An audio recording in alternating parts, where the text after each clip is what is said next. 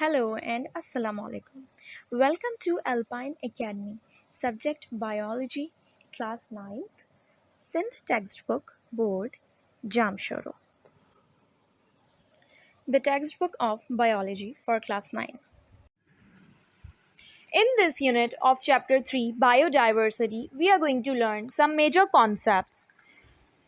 Definition and introduction of biodiversity, aims and principles of classification, history of classification systems such as two kingdom classification system, three kingdom classification system, four kingdom classification system, five kingdoms classification system.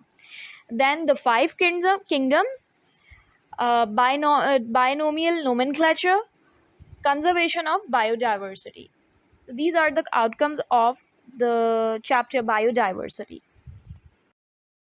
For more details on remaining lectures, chapters and exercises of this book, please send us a message on WhatsApp number. ये WhatsApp number जो यहाँ पे mention है, यहाँ पे आप message कर सकते हैं इस book से या इस exercise से related कोई भी question हो या query हो, हम ज़रूर आपको response करेंगे. इसके अलावा आप हमें email भी कर सकते हैं at alpineacademy@gmail.com. अब चलते हैं फाइव किंगडम क्लासिफिकेशन की तरफ. जैसा कि प्रीवियसली पढ़ा है कि ईचर्टन ने दो ऑर्गेनिजम्स इंट्रोड्यूस करा दिए थे, प्रोकैरियोटिक और यूकैरियोटिक. प्रोकैरियोटिक में थे बैक्टीरिया लाइक ऑर्गेनिजम्स और यूकैरियोटिक में थे एनिमल्स और प्लांट्स लाइक. क्योंकि ये ऑर्गेनल्स बाउंडेड होते हैं, इसलिए इनको सिंपली हम डिफरेंस ऐसे याद रखते हैं कि प्रोकैरियोटिक में न्यूक्लियस मौजूद नहीं होता और यूकैरियोटिक में मौजूद होता है. अब 1969 में रॉबर्ट वेटेकर ने क्लासिफाई कर दिया फाइव किंगडम क्लासिफिकेशन. इसमें ऑर्गेनिजम्स को फाइव किंगडम्स में क्लियरली कैटेगराइज कर दिया, जिसमें फंजाई जो है वो एक सेपरेट किंगडम में आ गई. अच्छा, ये सिस्टम ऑफ क्लासिफिकेशन जो था वो बेस्ड था सेल्यूलर स्ट्रक्चर पे, ठीक, और सेल्यूलर स्ट्रक्चर बॉडी ऑर्गेनाइजेशन पे, यूनिसेल्युलर प्रोकैरियोट पे, unicellular and multicellular eukaryotes, mode of nutrition मतलब ऑटोट्रॉफ्स प्लांट्स जो कहलाते हैं, इंजेस्टिव हेट्रोट्रॉफ्स एनिमल्स और एब्जॉर्प्टिव हेट्रोट्रॉफ्स वगैरह.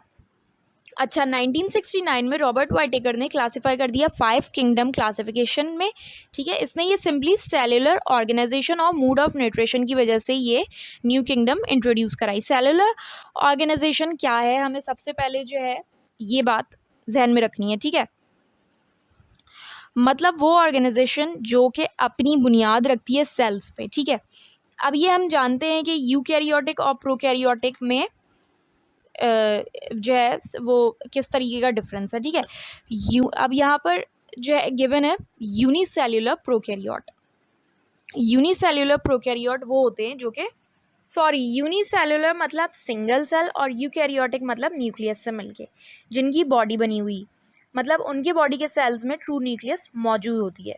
या फिर मल्टी सेलुलर यूकैरियोटिक दूसरी वजह थी मूड ऑफ न्यूट्रिशन, या फिर मल्टी सेलुलर यूकैरियोटिक दूसरी वो होते हैं जिनमें सेल्स भी मल्टीपल हों, और यूकैरियोटिक मतलब न्यूक्लियस वगैरह और अदर ऑर्गेनल्स जो हैं वो बाउंडेड हों, ठीक है.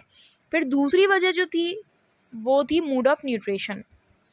वो ऑर्गेनिज्म जो कि डिपेंडेंट है ख़ुद के फूड पे, या फिर वो जो कि दूसरी सोर्स पे डिपेंडेंट है अपने फूड के लिए. अब इनको किस तरीके से क्लासिफाई किया जाए, वो जो कि ख़ुद बनाते हैं अपना फूड वो फोटोसिंथेसिस वगैरह से बनाते हैं, मतलब कि ऑटोट्रॉफ्स कहलाते हैं. वो ऑटोट्रॉफ्स मतलब प्लांट्स. फिर इंजेस्टिव हेट्रोट्रॉफ्स आते हैं, मतलब कि एनिमल्स वो अपना फूड खुद हासिल कर सकते हैं और उसको डाइजेस्ट कर सकते हैं खाकर और इंजेस्ट करके. और एब्जॉर्प्टिव हेट्रोट्रॉफ्स मतलब कि फंजाई, और ये जो होते हैं ये एब्जॉर्प्टिव इनके लिए टर्म इसलिए यूज़ करते हैं क्योंकि ये इर्द गिर्द के माहौल से अपना फूड हासिल करते हैं. तो five kingdom classification simply in दो नुकात पर मुश्तमिल थी कि सेलुलर स्ट्रक्चर बॉडी ऑर्गेनाइजेशन वगैरह की वजह से और मूड ऑफ न्यूट्रिशन की वजह से ये ज़रूरत पेश आई कि फाइव किंगडम क्लासिफिकेशन को वजूद में लाया जाए. तो फाइव किंगडम क्लासिफिकेशन में कौन कौन सी किंगडम्स थी, सबसे जो थी जो एक बेसिक है वो तो हमारे पास किंगडम प्लांटाई और किंगडम एनिमलिया है. फिर जो है एक सेपरेट कैटेगरी में फंजाई को डाल दिया जो कि है किंगडम फंजाई, फिर किंगडम प्रोटिस्ट और किंगडम मोनेरा हमारे पास 5 किंगडम क्लासिफिकेशन में मौजूद रही, जिसमें क्लियरली हमें फंजाई को देखा जा सकता है कि वो एक सिंपल सेपरेट किंगडम में है। अच्छा, फंजाई को सेपरेट किंगडम में इसलिए डाला गया क्योंकि फंजाई के साथ प्रॉब्लम ये आ रही थी कि इसको रखा कहाँ जाए। अब फंजाई होता कैसा है, ये पूरा एनिमल किंगडम में फिट हो रहा था, ना ही प्लांट किंगडम में फिट हो रहा था प्रीवियसली। प्लांट किंगडम से इसकी कैरेक्टरिस्टिक्स मिलती जुलती तो थी, मगर ये ऑटोट्रॉफ नहीं था। ऑटोट्रॉफ वो ऑर्गेनिज्म कहलाते हैं जो कि प्रोड्यूस करते हैं खुद का food using light, water etcetera. तो इस वजह से और सेल वॉल की वजह से इसमें सेल्यूलोज भी एब्सेंट था। अब इसको प्लांट में तो रख नहीं सकते थे क्योंकि इसकी प्रॉपर्टीज़ प्लांट में नहीं मिल रही थी। और इसका मोड ऑफ न्यूट्रिशन क्या था, किस तरह से अपना फूड बनाता था, ये सिंपली इंजेस्ट करते हैं फूड अपने इर्द गिर्द के ये एब्जॉर्प्टिव होते हैं, तो ये अपने इर्द गिर्द के माहौल से फंजाई जो है वो अपना फूड बनाते हैं। और जो है ये इंजेस्टिव भी नहीं होते हैं, ये हेट्रोट्रॉफ्स भी नहीं होते हैं, तो ये पूरे एनिमल्स में भी नहीं फिट हो रहे थे। तो इस वजह से ज़रूरत पेश आई कि इसकी एक नई किंगडम बिल्कुल फॉर्म कर दी जाए जो कि किंगडम फंजाई हो जाए। अब चलते हैं स्ट्रक्चर ऑफ वायरस की तरफ। वायरस जो है वो नॉन सेलुलर एंडोपैरासाइट कहलाते हैं जो कि अपने होस्ट के अंदर रहते हैं।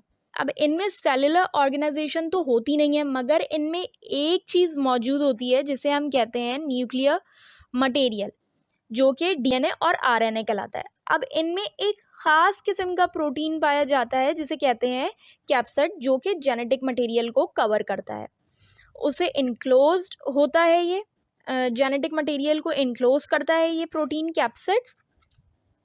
अच्छा, एक और बात इनकी ये है वायरस की कि किसी भी 5 किंगडम्स में इनको प्लेस नहीं किया गया क्योंकि ये नॉन सेलुलर होते हैं। और दूसरी बात ये कि रिप्रोड्यूस सिर्फ होस्ट सेल में कर सकते हैं ये वायरस। तो ये बहुत सारी बीमारियां जो है वो और डिजीज़ेस फैला सकते हैं एनिमल्स और प्लांट्स में या फिर इंसानों में। प्लांट्स में जो एक बहुत ही वेल नोन डिजीज़ है गिवन है वो है मोज़ेक वायरस, जो कि टोबैको प्लांट की वाइड रेंज पे होता है, लेकिन इसमें प्लांट्स की और भी बहुत सारी स्पीशीज़ इन्फेक्ट हो सकती हैं such as tomatoes and papers.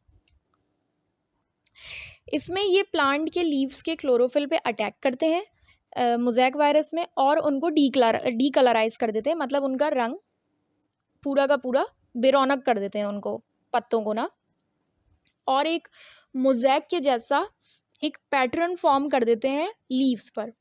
ये फार्मर्स के हैंड से भी फैल सकता है और डिफरेंट कॉन्टैक्ट से लीव टू लीव के। अच्छा, और जो है ये जो मोज़ेक वायरस जो है वो डिफरेंट और भी डिजीज़ेस फैला सकते हैं इन एनिमल्स में और ह्यूमंस में, like cold, flu, dengue, polio, hepatitis, AIDS वगैरह वगैरह।